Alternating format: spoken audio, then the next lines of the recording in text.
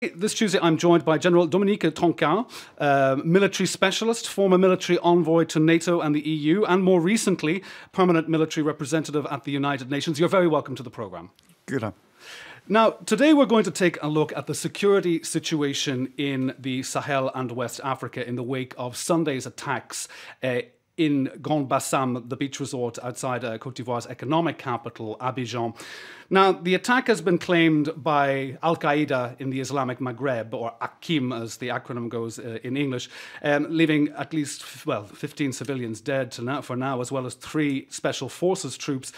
And there is a total of 33 people who we believe are still, who are injured, and many more are still in hospital, who still remain there. So unfortunately, there could be a potential of the death toll rising here.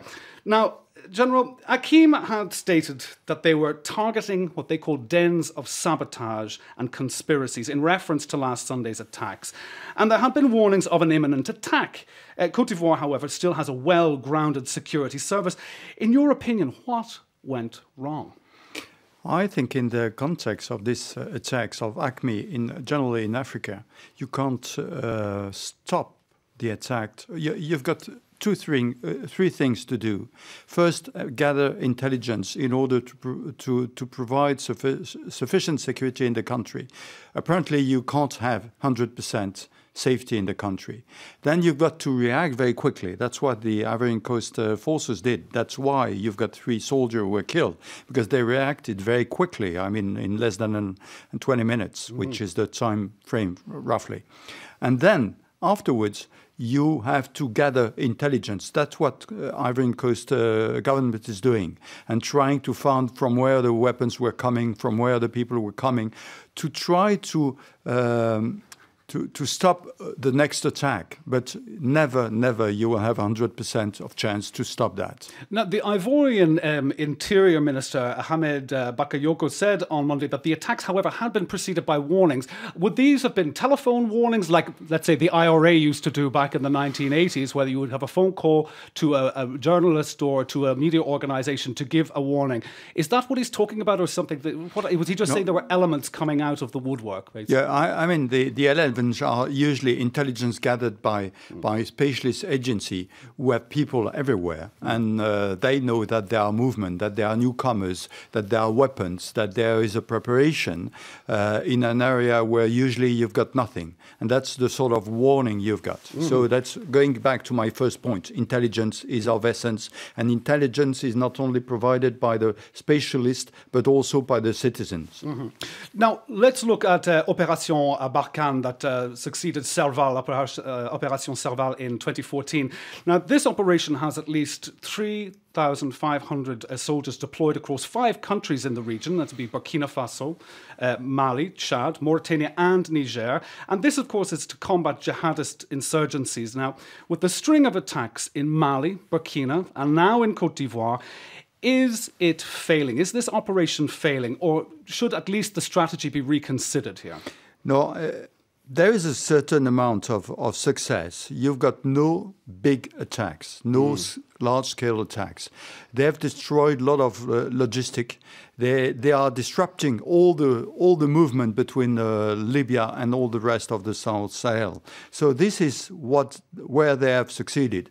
Then, of course, AQMI is reacting. And what they are doing, they are sending 3 people with Kalashnikov. Soft targets. Soft targets. 3 people with Kalashnikov attacking. That's where I'm saying that remember what's happened 3 years ago in Mali. It was a large-scale attack. The French forces at that time stopped them, and now Barkhane is disrupting the system. But you can't avoid to have that sort of very small attacks in several countries. Now, let's actually look at maybe cooperation in the region. I mean, last week, for example, the African Union said it would send a mission to northern Mali in the next few weeks to look into, now this is, the wording is all important, to look into the establishment of a counter-terrorism force in support of MINUMSA, which is the UN force on the ground in the country. Now, with all of the jostling and the funding issues and all that, will this really become a reality? No, I think it's a long way before African Union is ready to do such a thing. Remember, 3 years ago, it was decided to have a rapid reaction force be ready, and it is not yet ready. So there is a problem of funding. You're right. There is no budget in the African Union, so you can't pay a force like that.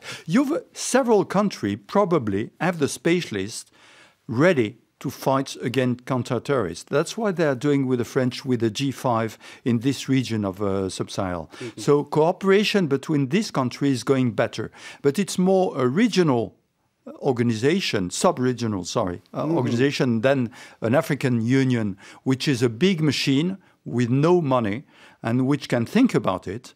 But to put that in place, it's another matter. But of course, there's also the issue of when you look at the group of 5 Sahel countries, they're all vying for influence. They're all playing their own agenda. And now even I saw that I believe that various forces weren't even made aware that the AU were going to make this proposal, and they haven't been invited to the table. So, I mean, it's just all hot air. Yeah, I think this is the disconnection between the African Union and Addis, where you've got people who think, who plan, but don't do anything. Tower. Yeah, exactly, but don't really do it on the ground. At the sub-regional region, ECOWAS, or Central African, they are doing things, or East African, they are doing things. They are really preparing the force because that's their security, so they've got to do it.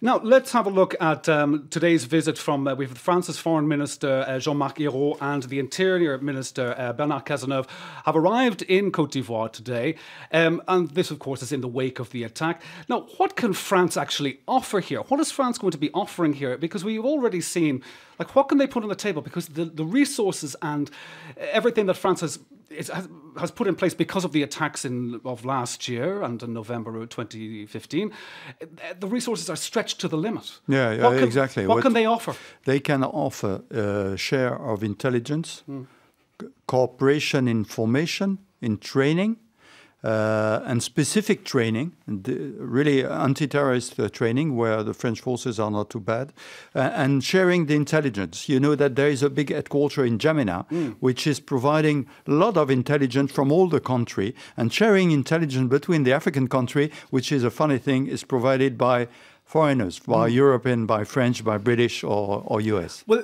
but the interesting thing is, I mean, in the wake of these attacks, there were many people coming out saying, oh, well, attack on Abidjan or attack on Grand Bassam is an attack on France, which I think many people also interpreted as being quite arrogant. But if France, as came out in the wake of these attacks, is such a close ally of Côte d'Ivoire, why wasn't this intelligence already being in place or already being shared? No, it was already shared. What I'm saying is that they must increase. The target currently of Barkhane is the south border of Algeria and Libya. We are saying that, and it was a bit Boko Haram too. Now we've seen that in between, this area between Ouagadougou, between Bamako and between Abidjan needs an increase in intelligence. And when someone say that France were targeted, it's true and it's wrong. It's true because remember that Bamako, Ouagadougou and Abidjan were the 3 targets. The 3 targets were our French forces. So of course the link between the French and the African countries is of major importance. But Abidjan itself, it's Côte d'Ivoire which is targeted. And on the side, the French are there, but it's Côte d'Ivoire, really, which is a half Muslims, half Christian country. The North-South divide, unfortunately, yeah, exactly. Yes. Now, just briefly now, we're unfortunately coming to the end of our time here, but we spoke yesterday to an intelligence analyst, and this fits in with what you were just mentioning there about Boko Haram. It was a Mr. Shems Akrouf, who is one of the ex-intelligence service people here, who said that Akim and Boko Haram are undoubtedly cooperating, launching jihadist attacks. But do you believe this is really feasible? Because up until now, they've been quite vociferous in saying we're different entities. Yes, but Boko Haram is currently defeated in Nigeria. So they want to have allied. And this allied, Al-Qaeda, is succeeding, in fact, in another way. They failed in Mali, but now in another way they are able to launch attacks against soft targets. So that's why probably there is a sort of alliance between someone who is defeated and someone who is successful in his missions. So they're trying to keep their fingers in as many pies as possible in the jihadist areas of the Sahel. General Dominique Trinquand, thank you very much for being on the program today. Thank you. Thank you.